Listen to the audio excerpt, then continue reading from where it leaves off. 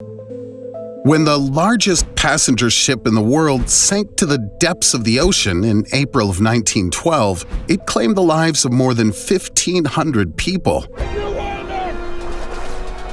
However, this wasn't the only tragic loss of the Titanic. The ship would also claim what some have estimated to be millions of dollars in priceless artifacts that would never be recovered.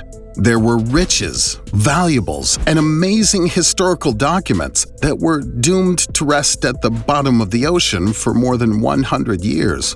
We've still never been able to fully understand how many priceless objects were lost that day, and many items like jewelry, watches, and instruments were destined for a burial at sea, never to return. Many of the artifacts from the Titanic were recovered over the years. Some of them were either fished out of the water or retrieved using advanced scuba diving machines that would help researchers search through the remains from the safety of a boat. When these priceless items were eventually retrieved, it's understandable that several arguments broke out about who legally owned the items in question. For today's video, that question remains irrelevant. Instead, we'd like to take a deeper dive into the history of the Titanic to better understand some of these incredible items that were lost to time. Wallace Hartley's violin. Several years after the Titanic sank to the depths of the ocean, a small leather bag was recovered from the wreckage. No one knew what was in the bag at first, but it didn't take long for investigators to figure it out. The bag contained a violin that was believed to have belonged to one of the men who had been playing as the ship sank, Wallace Henry Hartley. Musicians who were on the Titanic made a beautiful decision in their final hours on this earth to help ease the minds of the many men, women, and children who were destined to lose their lives in the icy waters of the ocean. Many of the passengers were beginning to panic, as certain death was lingering only a few moments away. These musicians did everything within their power to calm the passengers and decided to serenade them as the ship slowly sank to the depths. Their music helped calm the minds and hearts of the children and adults on board and made their final moments a little bit easier. According to eyewitnesses who managed to survive the crash, the final songs to be played by the Titanic's band were "Nearer, My God, to Thee" and "Autumn." Wallace Hartley was one of these incredible individuals, and inside of the leather bag that had been found in the wreckage, an inscription was written on a metal tag that read, "For Wallace, on the occasion of our engagement, from Maria."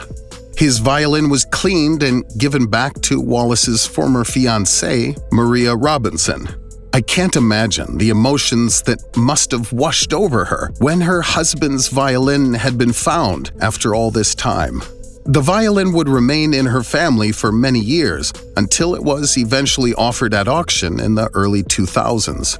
The violin was confirmed to be a genuine artifact, and a little-known fact is that Hartley's body was found in the wreckage as well. By 2013, one of the world's most prized musical instruments was sold at auction for an astounding $1.5 million. It was purchased by a British collector in a 10-minute flash sale.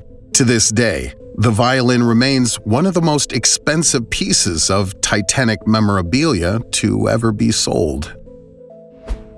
The ship's construction plans. One of the most important pieces of memorabilia from the Titanic is its original construction plans that were drawn up by the Naval Architects Department of the White Star Line. This document contained all of the most important information about the Titanic and showed precisely how it was built, what materials would have been used, and how the ship was structured. This information was meticulously combed through after the ship met its end. A team of researchers did their best to identify any safety flaws that may have caused the ship to break apart in such a tragic way. They wanted to identify any structural issues so that they could reinforce all future ships and ensure they would be built to last for many years to come. The Titanic was obviously classified as being unsinkable. However, these claims were tragically disproven in the most ungodly way possible, claiming the lives of so many innocent people. For many people, it's almost ironic that one of the most technologically advanced ships of the time led such a short life and didn't even finish its maiden voyage. What researchers had a difficult time understanding is how the ship could have been separated by 15 bulkheads, yet it still sank. Each of these chambers could have been easily closed off so that, in the event of an emergency, the ship could continue to float. If these fail-safes worked correctly, the damage from the iceberg should have been easily closed off by the crew, preventing the lower portions of the ship from flooding.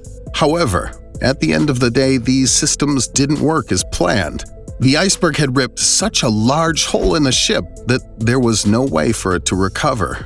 According to witnesses who spoke with the captain, every member of the ship's crew underestimated the amount of water that would be pouring in.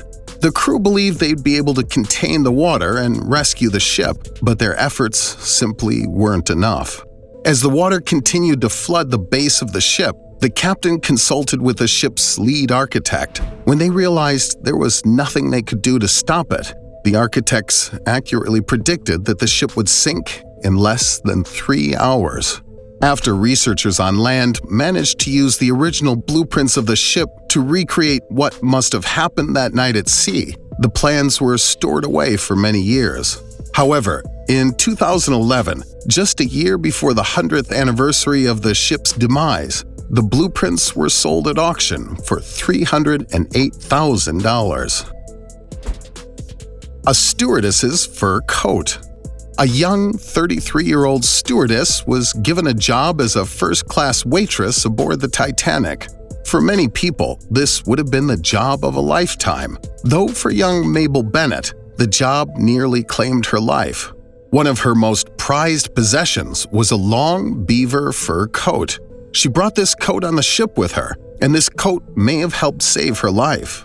She was one of only a few hundred passengers who managed to survive the Titanic.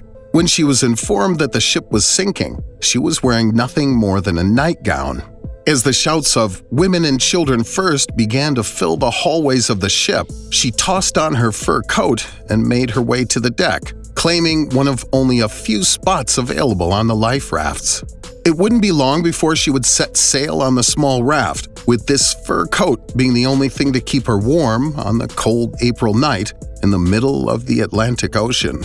The coat remained one of her most beloved belongings for decades until she passed it on to her niece. According to the niece, the only reason she wanted to get rid of it was that it had gotten too heavy for her. Mabel would continue to live a long and prosperous life, passing away at the age of 96 back in 1974. After Mabel passed away, the coat was taken to auction. It takes a lot for an item like this to make it to the auction block, as it requires countless days and weeks of research to confirm that the item is genuine. If it hadn't been for Mabel having her photo taken when she eventually arrived in New York, it's possible the coat would have never been validated and certified. In the photo, Mabel is seen wearing the famous fur coat, which would soon become the only item of high-quality clothing to be sold from the Titanic's crew members. After spending an unknown amount of time certifying the coat's authenticity, it was sold at auction for an incredible $210,000. A letter from the day before the crash. Over the years, there have been more items than I can count that have popped up at auction. Many of these items claim to be genuine, but they end up being forgeries. Most of these items are sent back to their original owners, but sometimes people are sent to jail for trying to pass off the items as real. That was not the case for this amazing find that has left researchers baffled for many years. In 2017, a letter was taken to auction after it was passed down by a family member of a first-class passenger, Oscar Holverson. Oscar had written the letter to his mother the day before the ship was doomed to rest in the Atlantic. In the letter, he explains how his life on board the ship had been very busy, and that he's always attending to business matters with other passengers. However, even in his busy life, he still managed to find time to write back home to his mother. Sadly, he would never be able to successfully send this letter, but his words would eventually be heard by his mother sometime later. What makes this letter so unbelievable is that it truly helps you to empathize with everyone who was on board the ship that evening. It adds a layer of humanity to the otherwise faceless victims of the ship. Even though it's been more than 100 years since the disaster, letters like this truly transport the reader back in time to the tragedy that plagued so many British and American families. As rescue personnel collected belongings that had begun to float to the surface of the wreckage, they found a wallet that belonged to Oscar. Inside the wallet was this letter to his mother. Thankfully, the letter was still intact and was able to be forwarded to his mother sometime later. In the letter, he talks about how he's impressed by one of the richest men in the world who was on the boat with him. He's talking about a man named John Jacob Astor, who he's astounded to learn is a normal man and is surprisingly friendly. Madeline asked me to look for the dog. He says, even if he has millions, he looks just like any other person. He's sitting up on the deck just like the rest of us. The letter was eventually collected from Oscar's family and sent to auction many years later. While it may not be one of the most valuable pieces pulled from the wreckage, it is certainly one of the most valuable letters. At an auction, the letter managed to bring in $145,000. This is known to be one of the final letters written on the Titanic. However, what truly became known as the final letter brought in about $119,000, and a letter from the aforementioned Wallace Hartley was also found, with it selling for about $112,000. Well, Francatelli, there goes that beautiful nightdress you were so proud of. It can be difficult to comprehend just how tragic the loss of the Titanic was. Many years later, it has become increasingly hard to empathize with all of those who were on board the ship. But these priceless artifacts help transport us back in time to a moment when so many people were filled with hope about starting a new life in America, only to have those dreams crushed by the sudden appearance of an iceberg. What do you see? Iceberg! Right ahead! Thank you.